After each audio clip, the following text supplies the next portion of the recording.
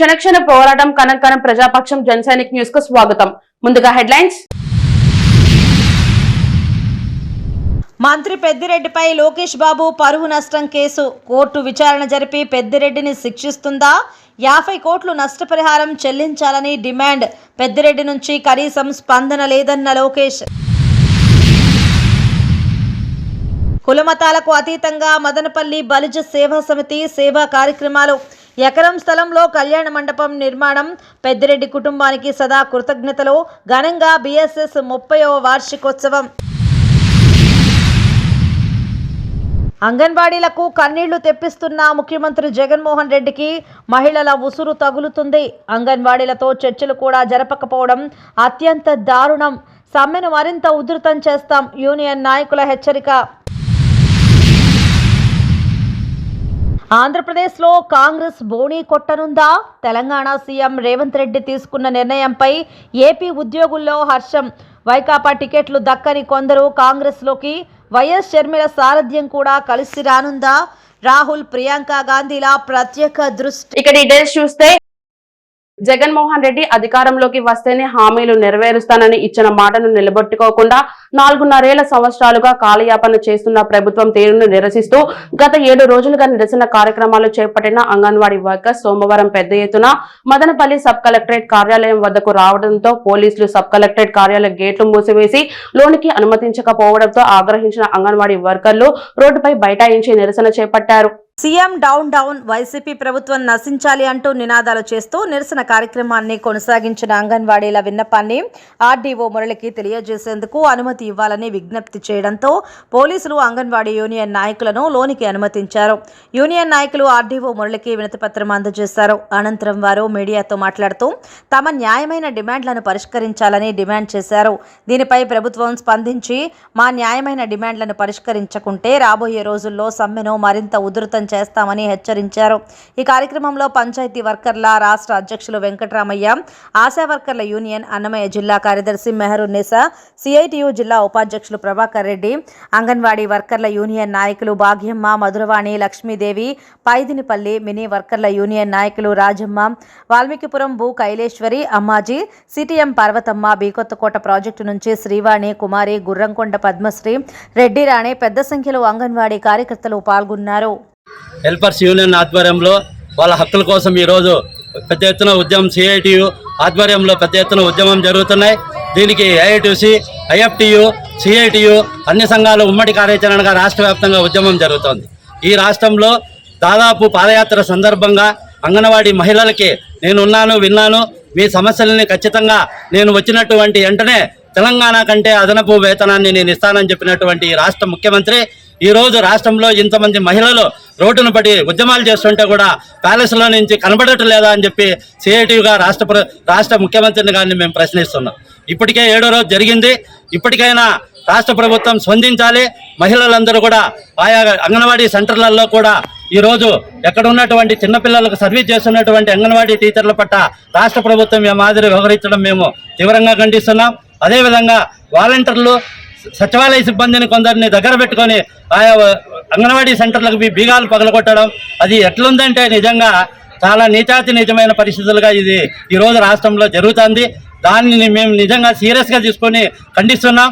అదేవిధంగా అక్కడ దాదాపు పిల్లలకు సంబంధించినటువంటి పౌష్టికాహారం, పాలు, ఆట స్థలాలు అన్నీ ఉంటాయి. అక్కడ ఎవరు బాధ్యులుగా పోయి బీగాలు దానికి బాధ్యత వహిస్తారో కూడా ఈరోజు రాష్ట్ర ప్రభుత్వమే బాధ్యత వహించాలి దాంట్లో. అదేవిధంగా ఈరోజు ఇలా ఇస్తున్నటువంటి దాదాపు ఇప్పటికి 7వ రోజు ఉద్యమం సాగుతూ ఉంటే కూడా ఈ రాష్ట్ర ప్రభుత్వం ఏమాత్రం స్పందించట్లే.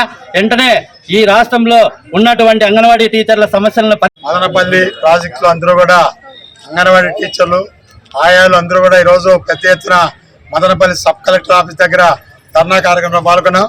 మదనపల్లి RDO గారికి కూడా మన సమస్యలతో కూడిన వినతి పత్రం కూడా RDO గారికి దృష్టికి తీసాం. RDO గారు స్పందించి వెంటనే ప్రభుత్వాన్ని దృష్టికి తీసుకుపోయి వీళ్ళ అంగన్వాడీ సమస్యలు పరిష్కారం కోసం కృషి చేయాలని చెప్పి మేమందరూ కూడా ఈ ద్వారా విజ్ఞప్తి చేస్తున్నాం. అంగన్వాడీ కార్యకర్తలు తమ న్యాయమైన కోరికల కోసము, న్యాయమైన డిమాండ్ల కోసము ప్రభుత్వము చేస్తామన్న వాటి కోసము సమ్మె బాట పట్టడం జరిగినది. సమస్యలు పరిష్కరించకపోగా అంగన్వాడీ కేంద్రాల పైన దాడులు నిర్వహిస్తూ ఉంది. 7 రోజులుగా మేము సమ్మె చేస్తుంటే రెండో రోజు నుంచే అధికారులే సచివాలయ సిబ్బందితోనూ ICDS సిబ్బందితోనూ తలుపులు బద్దలు కొట్టించి బీగాలు పగల కొట్టించి ఘోరాతి ఘోరంగా అతి దారుణంగా అంగన్వాడీ కేంద్రాలను ఓపెన్ చేసి అక్కడ చిన్నపిల్లలు ఎంతో భావి భారత పౌరులుగా తీర్చిదిద్దే అంగన్వాడీ కేంద్రాలలో ప్లే గ్రౌండ్ లాగా ఆడుకుంటున్నారు. 25 కేజీల కెపాసిటీ ఉండే వేయింగ్ మిషన్ లో పిల్లలకు తొలిసారి పవన్ కళ్యాణ్ ఇంటికి చంద్రబాబు కీలక ప్రకటన చేసే ఛాన్స్. ఇరు పార్టీల పొత్తుపై చర్చలు. ఇరు పార్టీల మధ్య పొత్తు ప్రతిష్టత గురించి సమాలోచనలు. ఆంధ్రప్రదేశ్ రాష్ట్ర రాజకీయ పరిస్థితులు, వైసీపీ విముక్తి ఆంధ్రప్రదేశ్ దిశగా చర్చలు జరిగినట్లు వెల్లడించింది. ఆంధ్రప్రదేశ్ అసెంబ్లీ ఎన్నికలకు సమయం దగ్గర పడుతోంది. ఈ తరుణంలో అధికార వైఎస్ఆర్సీపీ, ప్రతిపక్ష టీడీపీ, జనసేన దూకుడు పెంచాయి. ఎన్నికలే లక్ష్యంగా వ్యూహాలతో ముందడుగు వేస్తున్నాయి. ఈ క్రమంలో తెలుగుదేశం అధినేత మాజీ ముఖ్యమంత్రి నారా చంద్రబాబు నాయుడు జనసేన అధినేత పవన్ కళ్యాణ్తో భేటీ అయ్యారు. హైదరాబాద్లోని పవన్ కళ్యాణ్ నివాసానికి ఆదివారం రాత్రి చంద్రబాబు చేరుకుని ఆయనతో సమావేశమయ్యారు. చంద్రబాబు అరెస్టు అనంతరం ఏపీలో రాజకీయ పరిణామాలన్నీ మారిపోయాయి. ఎన్నికల్లో టీడీపీతో జనసేన కలిసి పోటీ చేస్తుందని, ఆ దిశగా ఇరు పార్టీలు ముందుకు వెళ్తాయని ప్రకటించారు. ఈ మేరకు పలుమార్లు ఉమ్మడి సమావేశాలు కూడా నిర్వహించాయి. అంతేకాకుండా సీట్ల సర్దుబాటు, మేనిఫెస్టో, ఉమ్మడి కార్యాచరణపై చర్చ జరిగింది. కానీ వీటి గురించి ఇరు పార్టీలు అధికారికంగా ఇప్పటి వరకు ప్రకటించలేదు. ఈ తరుణంలో చంద్రబాబు నాయుడు తొలిసారి పవన్ కళ్యాణ్ నివాసానికి వెళ్లి ఆయనతో భేటీ అయ్యారు. సీట్ల సర్దుబాటు, మేనిఫెస్టో, ఉమ్మడి కార్యాచరణపై చర్చతో పాటు ఏపీ ఎన్నికలు, ప్రస్తుత రాజకీయ పరిస్థితులపై చర్చించారు. ఈ కీలక భేటీ అనంతరం పవన్, చంద్రబాబు ఉమ్మడిగా కీలక ప్రకటన చేసే ఛాన్స్ ఉంటుందని రాజకీయ వర్గాల్లో చర్చ జరిగింది. ఏపీ ఎన్నికలకు సమయం దగ్గర పడుతున్న వేళ ఇద్దరి భేటీ ప్రాధాన్యతను సంతరించుకుంది. భేటీ అనంతరం జనసేన కీలక ట్వీట్ చేసింది. ఇరు పార్టీల పొత్తుపై చర్చలు, ఇరు పార్టీల మధ్య పొత్తు పటిష్టత గురించి సమాలోచనలు, ఆంధ్రప్రదేశ్ రాష్ట్ర రాజకీయ పరిస్థితులు, వైసీపీ విముక్త ఆంధ్రప్రదేశ్ దిశగా చర్చలు జరిగినట్లు వెల్లడించింది.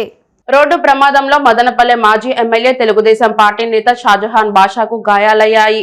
ఆయన ప్రయాణిస్తున్న కారును తెలంగాణ రాష్ట్రం జడ్చర్ల వద్ద జాతీయ రహదారిపై సోమవారం తెల్లవారుజామున వెనుక వైపు నుండి లారీ ఢీకొనడంతో ప్రమాదం సంభవించిందని పోలీసుల సమాచారం. ప్రమాదంలో గాయపడ్డ షాజహాన్ బాషాకు హుటాహుటిన హైదరాబాద్ లోని ఓ ఆసుపత్రికి తరలించారు. ప్రాణాపాయం తప్పిందని కుటుంబ సభ్యులు వెల్లడించారు. ప్రమాద ఘటన తెలిసిన వెంటనే మదనపల్లెలో తెలుగుదేశం కార్యకర్తలు షాజహాన్ బాషా ఆరోగ్యంగా ఉండాలని, ప్రజలకు మరెన్నో సేవలు అందించాలని కోరుతూ శ్రీ ప్రసన్న వెంకటేశ్వర స్వామి దేవస్థానంలో ప్రత్యేక పూజా కార్యక్రమాలు నిర్వహించారు. కాగా ప్రజానాయకుడు ప్రమాదం నుంచి త్వరగా కోలుకుని క్షేమంగా ప్రజల మధ్యకు రావాలని కోరుతూ నిమ్మనపల్లె మండలానికి చెందిన తెలుగు తమ్ముళ్ళు మండల కేంద్రంలోని అభయాంజనేయ స్వామి ఆలయంలో ప్రత్యేక పూజలు నిర్వహించారు. ఈ కార్యక్రమంలో టౌన్ బ్యాంక్ మాజీ చైర్మన్ నాదెళ్ల విద్యాసాగర్, రాష్ట్ర తెలుగు రైతు ఉపాధ్యక్షుడు బాలుస్వామి, మాజీ single window director Naveen Chowdary, Balamani Shekar, Reddy Royal, Haseena, Balu, Hari పెద్ద సంఖ్యలో తెలుగుదేశం పార్టీ కార్యకర్తలు పాల్గొన్నారు. తెల్లవారుజామున మదనపల్లి నియోజకవర్గ తెలుగుదేశం సీనియర్ నాయకులు, మాజీ శాసనసభ్యులు షాజహాన్ బాషా గారు హైదరాబాద్ నుంచి మదనపల్లికి వస్తుండగా జడ్చర్ల దగ్గర చిన్న అవరోధం జరిగింది. చిన్న యాక్సిడెంటు. ఈయన బండికి వేరే వెహికల్ వచ్చి కొట్టడము, భగవంతుడు ప్రసన్న వెంకటరమణ స్వామి ఆశీర్వాదము, అల్లా ఆశీర్వాదము, యేసుప్రభు ఆశీర్వాదంతో ఆయనకు ఎటువంటి ఇబ్బంది లే. హైదరాబాద్ నుంచి వస్తుండగా మార్గమధ్యంలో జడ్చర్ల దగ్గర ఒక అవాంతరం జరిగింది.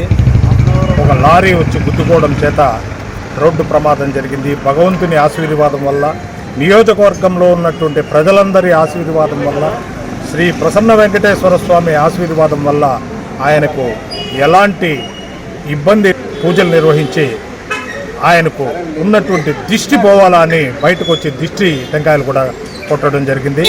ఆయనకు భగవంతుడు ఆయురారోగ్యాలు ఇచ్చి చల్లగా చూడాలని ప్రార్థించుకుంటూ ఓం నమో వెంకటేశ్వర. జరిగిన ప్రమాదంలో అదృష్టవశాత్తు షాజహాన్ ప్రాణాల నుంచి బయటపడినాడు.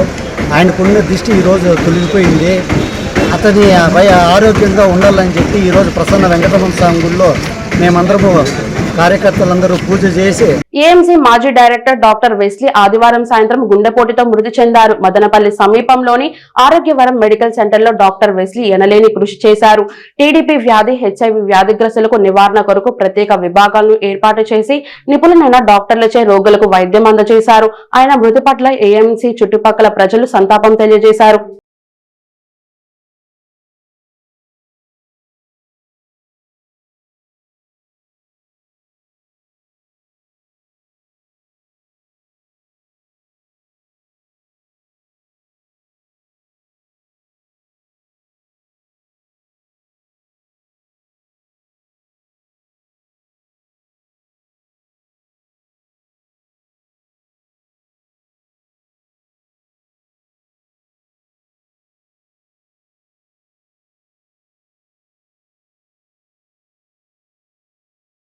ఏపీ ఉద్యోగాల చూపు ఏపీ కాంగ్రెస్ వైపైన తెలంగాణ సీఎం రేవంత్ రెడ్డి ఏపీ ఉద్యోగ సంఘాలు పాలాభిషేకం చేయడంతో ఏపీలో కాంగ్రెస్ బోని కొడుతుందా అన్న చర్చ మొదలైంది. విభజనతో జగన్ తిరుగుబాటుతో మరుగున గత 10 ఏళ్లుగా పడిపోయిన కాంగ్రెస్ పార్టీకి తెలంగాణ సీఎం రేవంత్ రెడ్డి తీసుకున్న నిర్ణయంతో మళ్లీ ఆంధ్రప్రదేశ్ లో కాంగ్రెస్ పార్టీ పుంజుకుంటుందని సంకేతాలు ఉన్నాయని ఉద్యోగులు, ఉద్యోగాల సంఘాలు స్పష్టం చేస్తున్నాయి. ముఖ్యంగా తెలంగాణ ప్రభుత్వ ఉద్యోగులకు సిపిఎస్ రద్దు చేసి ఓపీఎస్ ఇస్తామని ప్రకటించగానే ఏపీలోని ఉద్యోగ సంఘాల నాయకులు ఏకంగా తెలంగాణ సీఎం రేవంత్ రెడ్డి చిత్రపటానికి పాలాభిషేకం చేశారు. అటు అధికార వైసీపీ, ఇటు టీడీపీ, జనసేన పార్టీలను నమ్ముకునే కన్నా కాంగ్రెస్ పార్టీకి మద్దతు ఇస్తే ఏపీలోని ప్రభుత్వ ఉద్యోగులకు పాత పెన్షన్ అమల్లోకి వచ్చే అవకాశం ఉందని ఏపీ ఉద్యోగులు చెప్పకనే చెబుతున్నారు. దీనికి తోడు వైసీపీ ఎమ్మెల్యే టికెట్లు దక్కని వారు కూడా కాంగ్రెస్ పార్టీలో చేరేందుకు వైఎస్ షర్మిలతో టచ్లో ఉన్నారనే ప్రచారం కూడా జోరందుకుంది. వీటికి తోడు తెలంగాణ, కర్ణాటక ఎన్నికలు అందించిన విజయంతో కాంగ్రెస్ పార్టీ ఆంధ్రప్రదేశ్పై ఫోకస్ పెట్టి ఏపీకి ప్రత్యేక హోదా, అమరావతి రాజధాని చేస్తామని రాహుల్ గాంధీ, విశాఖ ఆంధ్రుల హక్కు నినాదంతో ప్రియాంక త్వరలో పర్యటిస్తారన్న ప్రచారంతో ఏపీలో కాంగ్రెస్ పార్టీకి పూర్వ వైభవం తీసుకురావచ్చని రాజకీయ విశ్లేషకులు భావిస్తున్నారు. అందుకు తగ్గట్టుగా దివంగత ముఖ్యమంత్రి డాక్టర్ వైఎస్ రాజశేఖర రెడ్డి తనయ సీఎం జగన్మోహన్ రెడ్డి సోదరి వైఎస్ షర్మిలకు ఏపీ కాంగ్రెస్ పగ్గాలు ఇస్తారనే ప్రచారం జోరుగా సాగుతూనే ఉంది. ఏపీ ఉద్యోగ సంఘాలు తెలంగాణ ముఖ్యమంత్రి రేవంత్ రెడ్డి చిత్రపటానికి పాలాభిషేకం చేయటం చూస్తుంటే ఖచ్చితంగా ఏపీలో కాంగ్రెస్ పార్టీ బోణీ కొట్టే అవకాశం ఉందన్న సంకేతాలు వస్తున్నాయనడంలో సందేహం లేదు.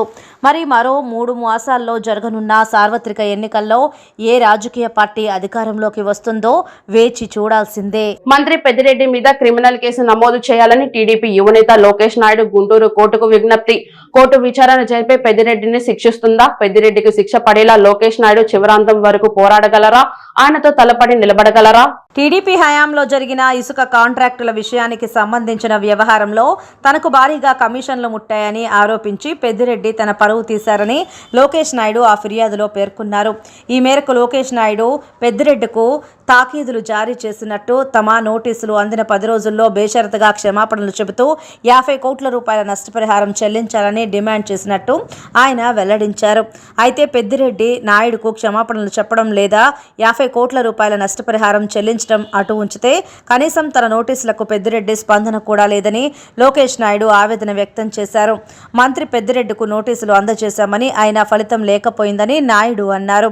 మంత్రి పెద్దిరెడ్డి రామచంద్రారెడ్డి క్షమాపణ చెప్పలేదు, 50 కోట్ల నష్టపరిహారము చెల్లించలేదు, నోటీసులకు కూడా స్పందించలేదు. కాబట్టి పెద్దిరెడ్డి మౌనం, స్పందన లేమిని అంగీకారంగా భావించిన లోకేష్ నాయుడు పెద్దిరెడ్డి చేసిన నేరాన్ని గుర్తించాలని గుంటూరు కోర్టుకు విజ్ఞప్తి చేశారు.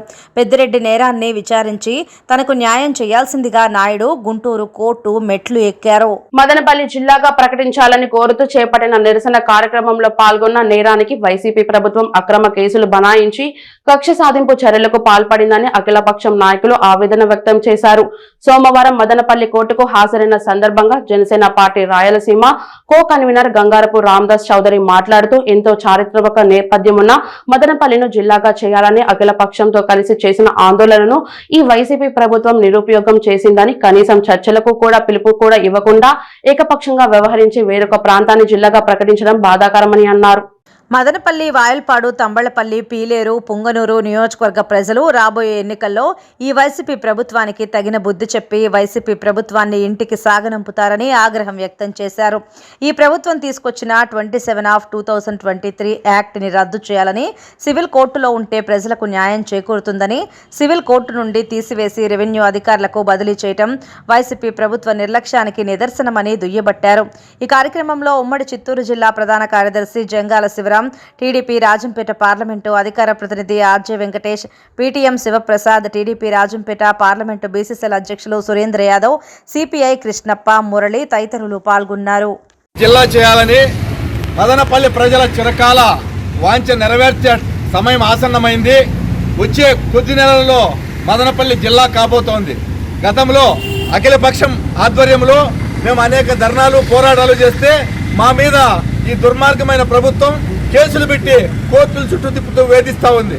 మనకు ప్రజాస్వామ్యంలో మీటింగులు పెట్టుకునే హక్కు ఉంది, వాక్ స్వాతంత్రం ఉంది, ధర్నాలు చేసుకునే హక్కు రాజ్యాంగం కల్పించింది.